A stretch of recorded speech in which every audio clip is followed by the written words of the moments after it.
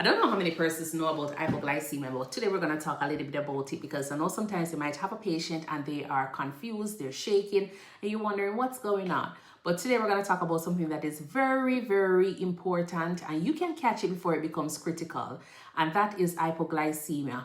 So whether or not you're a nurse, you're a nursing student, or even just someone who is caring for a loved one, this is something you must recognize from early, because the truth about hypoglycemia is that it doesn't wait and it just shows up sometime and it escalates very fast. So if you don't catch it too fast, then it can be problems later on.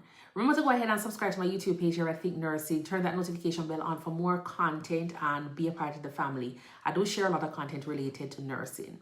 So what exactly is hypoglycemia? Basically, if your blood sugar or glucose is less than 70 milligrams per deciliter, then that is hypoglycemia. So you know your brain depends on glucose. So when your blood sugar drops, then your body starts sending you warning signs. And some of these warning signs, you can catch them early so you can actually prevent a crisis. A lot of times we might see patients having sweating episodes, they're shaking, they're hungry, they're having headaches, dizziness, lightheadedness, their heartbeats are a little bit fast, or they're having palpitations, irritable, difficulty with concentrating. Yes, these symptoms, they happen because your body is releasing that stress hormones because it's trying to increase your blood sugar.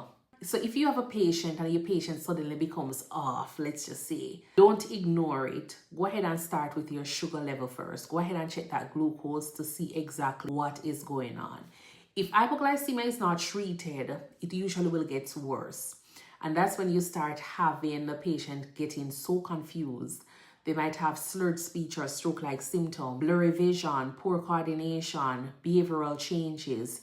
And it is at this point the brain is being affected. And this is where a lot of times, mistakes happen in patient care. We don't want it to get to a point where the patient is having mental status changes. You might have a patient who looks intoxicated, and that patient is actually hypoglycemic, but we're not really thinking about it. You understand? So go ahead, and if you notice any patient with any mental status changes, always check your glucose.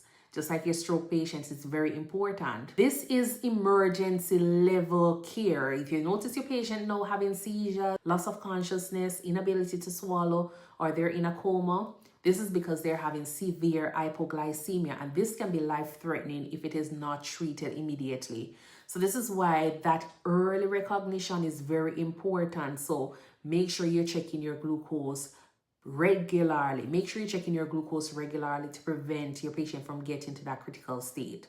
Let me just tell you something here. You might walk into a patient's room and the patient is sweating. The patient is confused. The patient is not responding appropriately. Do not ignore it. Your first instinct is to go ahead and check the glucose. Not everything is always neurological. Not everything is always a psych problem. Sometimes it's always, just the sugar. So what do you do in the event that you have a patient with hypoglycemia or low glucose? If a patient is conscious, then definitely follow the 15-by-15 rule. Basically, you're going to give a patient 15 grams of fast-acting carbs and recheck in 15 minutes. That's their glucose. So you can give them some, milk, some orange juice. If you have glucose tablets, sugar tablets, regular soda, just give them something to eat or drink. And then if they are unconscious, then definitely you want to call for help. Give them some IV Glucagon, IV Dextrose, and that usually will help with getting some glucose back to the brain and making them a little bit more conscious. So remember, if they're shaky, sweaty, confused, they're going to become unconscious, and that's just the progression of hypoglycemia. So go ahead and try to make sure you catch it from early, because that will save a life. You can go ahead and drop in the comment box any topic that you want me to present on, and I will do so in the future. Until then, I'll see you in the next video. Bye.